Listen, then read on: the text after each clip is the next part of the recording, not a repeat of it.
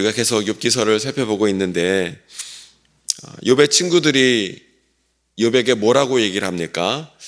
자네가 지금 당하고 있는 그 고난, 자네가 지은 죄 때문이네. 자네가 지은 죄가 있기 때문에 그 벌로, 징계로 그런 고난을 당하고 있는 거야.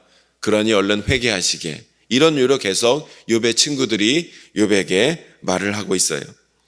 이거에 대하여 아니다라고 욥이 나름대로 항변을 해왔지만 더 이상 일이 진척될 것 같지 않아서 이제 욥은 친구들의 그 말에 더 이상 대답할 가치를 못 느끼게 되었어요.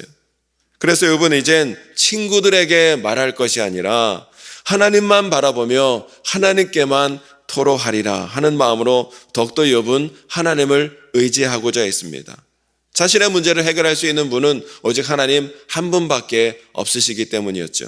그런데 욥은요, 자신의 문제를 하나님께만 맡기고 하나님만 더욱 의지하며 바라보려 했지만 자신의 당한 이 고난과 이 삶의 문제를 하나님이 여전히 침묵하고 계시고 무관심하신 것처럼 보이자 그러한 현실 앞에서 욥의 마음속에 탄식이 나올 수밖에 없었다는 거예요. 2절의 말씀을 함께 읽어보실까요? 2절 시작. 오늘도 내게 반항하는 마음과 근심이 있나니 내가 받는 재앙이 탄식보다 무거움이라. 욥의 마음에 탄식이 나오는 거예요.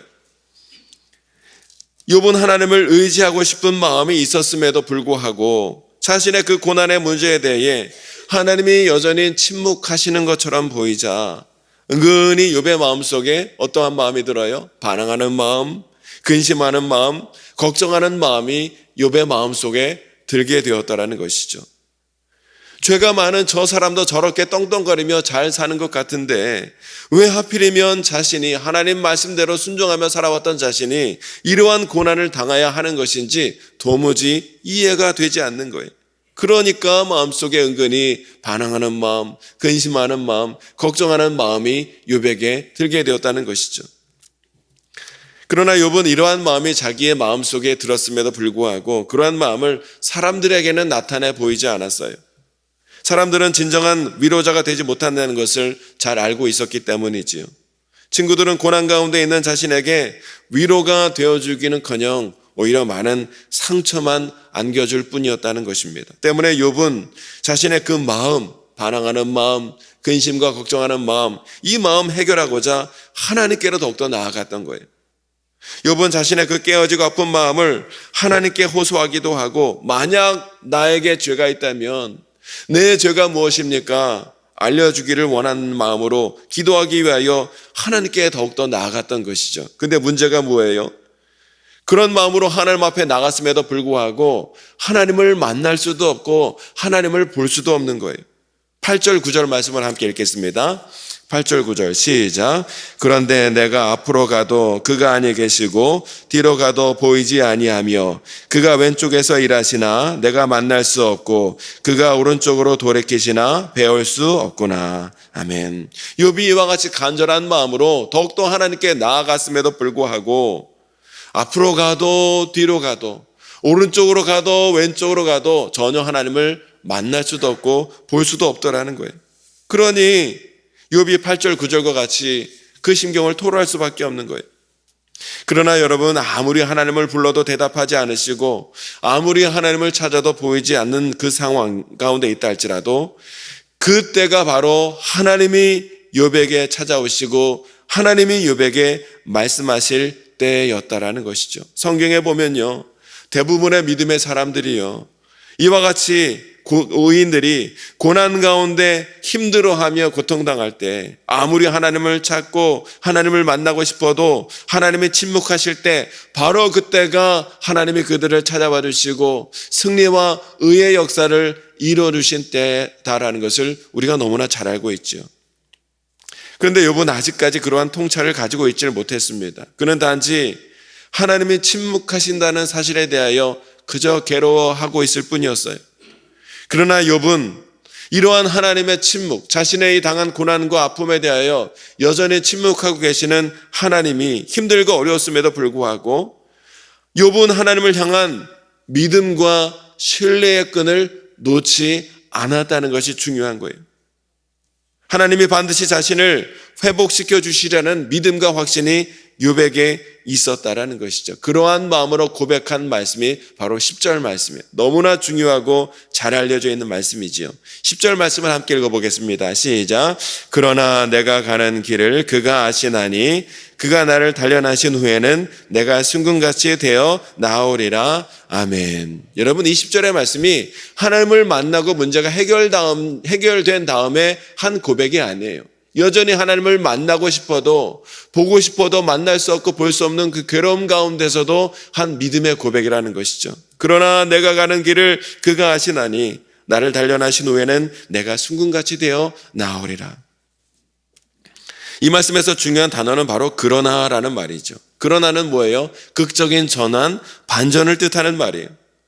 욥이 고난 가운데 있을 때 하나님을 만나고 싶었으나 만날 수 없었어요.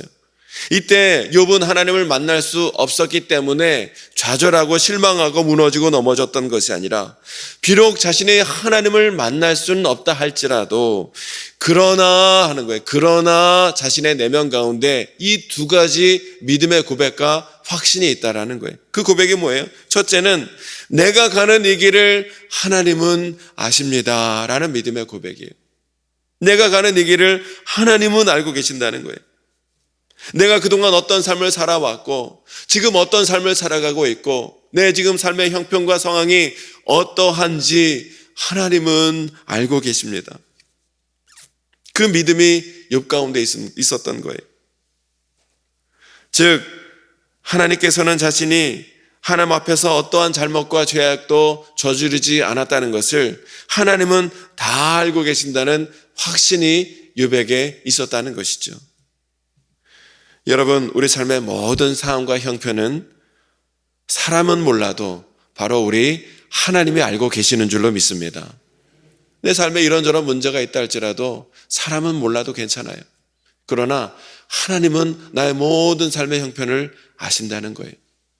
나의 가는 이 길을 비록 이런저런 문제가 바로바로 즉각 응답이 없다 할지라도 문제만 보이고 상황만 보이고 하나님은 보이지 않는다 할지라도 내 가는 이 길과 상황 형편을 우리 하나님은 아십니다. 오늘도 이런 욥과 같은 고백으로 나아가야 될 줄로 믿습니다. 두 번째 어떤 고백이에요? 하나님은 이 고난의 윤곽로를 반드시 나로 하여금 통과하게 하실 것입니다 라는 믿음의 고백이 욥에게 있었다는 거예요. 이를 통해 하나님은 자신을 단련하고 계신다는 확신이 있었다는 거예요. 욥의 친구들은 자네 그 고난 징벌일세, 대가야, 죄를 지었기 때문에 벌을 받는 것이야, 벌이라고 얘기를 했지만 욥은요 확신하기를 이거는 징계나 벌이 아니라 연단이다 라는 확신이 있는 거예요. 하나님은 지금 나에게 벌을 주고 계신 것이 아니라 나를 연단하고 단련하고 훈련하시는 것이다. 그 연단을 통해서 내 믿음을 정금과 같이 하나님은 만들어가는 과정이시다라는 믿음의 고백이 욥에게 있었다는 것이. 여러분, 우리도 인생을 살아가다 보면 고난으로 인해 잠깐 걱정하고 근심할 수밖에 없는 때가 있기 마련이지요. 그러나 성경은 말씀하기를 성도는 그 고난 가운데서도 능히 기뻐할 수 있다는 거예요. 왜 그렇습니까? 로마서 5장 3절 4절에 보면 다만 이뿐 아니라 우리가 환난 중에도 즐거워하나니 이는 환난은 인내를, 인내는 연단을, 연단은 소망을 이루는 줄 알미라 하고 말씀하고 있어요. 여기 보니까 환난 중에서도 기뻐하고 즐거워하리라는 거예요. 왜 그렇습니까? 환난은 인내를 낳고 인내는 연단을 낳고 연단은 소망을 이루는 것이다 라는 것을 성도는 알기 때문이라는 거예요. 무엇을 말씀하고 있습니까? 믿음은 고난 중에서도 기뻐할 수 있는 힘이라는 거예요. 하나님은 이 고난을 통해서 우리가 정말 순금보다 귀한 믿음을 가질 수 있도록 우리 삶을 그렇게 인도해 주시리라는 것이죠. 여러분, 믿음은요 이론이나 지식이 아닙니다. 성경을 많이 알면 좋지만 성경을 많이 안다고 해서 믿음이 저절로 생기는 게 아니에요. 믿음은 이러한 고난을 통해서 순금으로 되어지는 빚어지는 과정을 반드시 거쳐야 하리라는 것이죠. 고난 없이 믿음은 결코 견고해지거나 아름다워지지 않는다는 것이에요.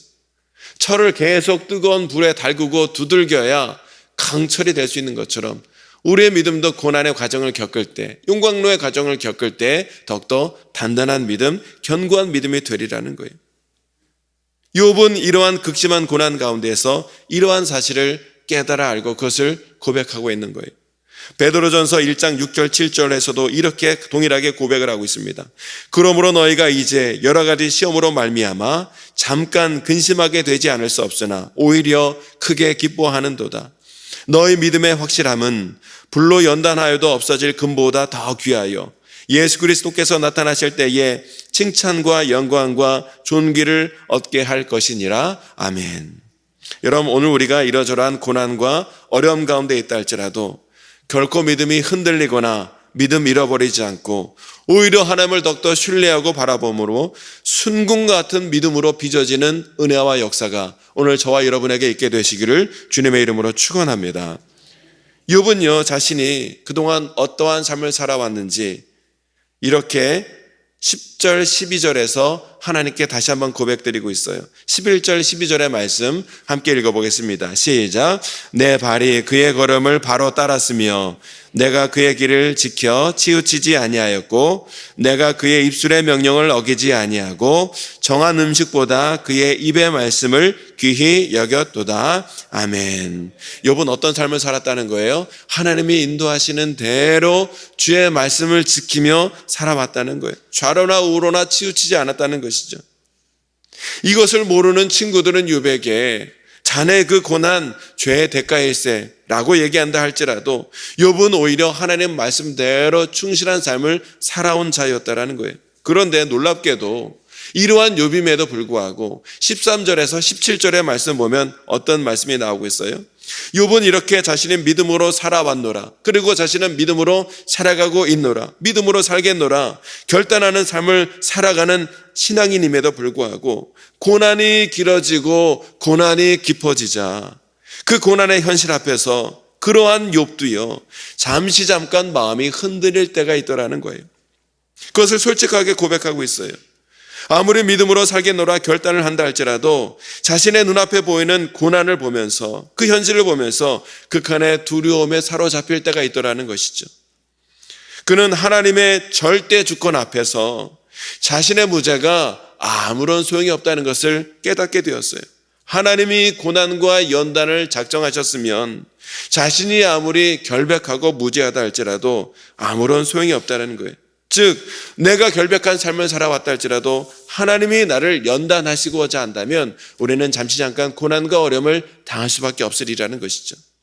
때문에 욥은 이처럼 자신의 결백을 주장하면서도 한편으로는 자신의 현실적인 그 고난 앞에서 너무나 어려우니까 답답한 마음을 토로할 수밖에 없었던 거예요.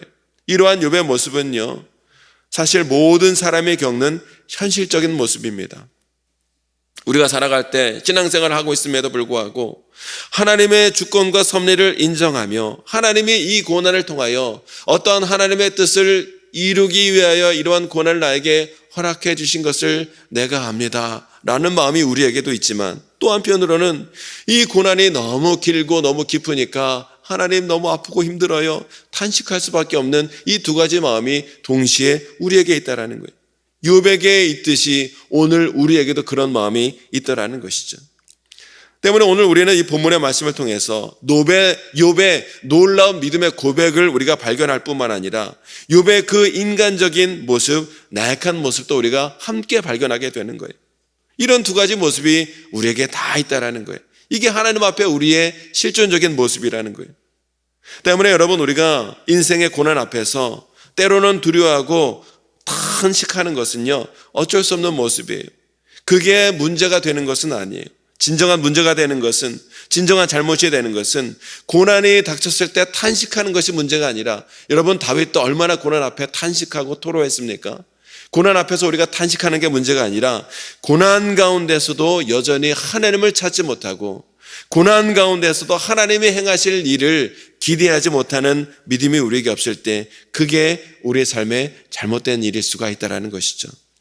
오늘 저와 여러분의 삶 가운데 어떤 고난과 어려움이 있다 할지라도 우리가 그저 체념하거나 운명으로 받아들이는 것이 아니라 낙심과 두려움이 찾아온다 할지라도, 때로 탄식과 토로를 한다 할지라도 그저 거기에 머물러 있는 것이 아니라 반드시 그 너머에 나를 연단하시고 반드시 나의 삶을 선하고 복된 길로 인도하여 주실 여호와 이레로 예배해 놓으신 하나님의 섭리가 있음을 반드시 믿음으로 기대하는 가운데 끝까지 믿음으로 인내하며 의의 승리를 거두며 나아가는 저와 여러분 모두가 될 수 있게 되시기를 주님의 이름으로 축원합니다. 이 시간 함께 기도하기를 원합니다. 하나님, 나의 삶 가운데 이런저런 고난과 어려움이 있을 때에 욥과 같이 하나님께서 모든 일을 선하고 복된 길로 인도하실 것입니다 라는 믿음의 고백으로 나갈 수 있도록 인도하시고, 때로는 너무나 고난이 힘들고 어려워 탄식한다 할지라도 거기에 머물러 있지 않도록 인도해 주시고, 그 너머에 이 모든 고난을 통해서 복된 길로 인도하여 주실 주님의 섭리와 계획을 끝까지 믿음으로 신뢰하는 가운데 반드시 의의 승리를 거두며 나아가는 우리 모든 성도가 될 수 있도록 나의 믿음을 오늘도 정금과 같이 주님 빚어주시옵소서. 우리 그것을 위해서 기도하시고 우리의 모든 삶의 적을 주님께 맡기며 간절히 기도하는 시간이 되길 원합니다. 우리 주여 세 번 외치고 함께 기도하겠습니다. 주여.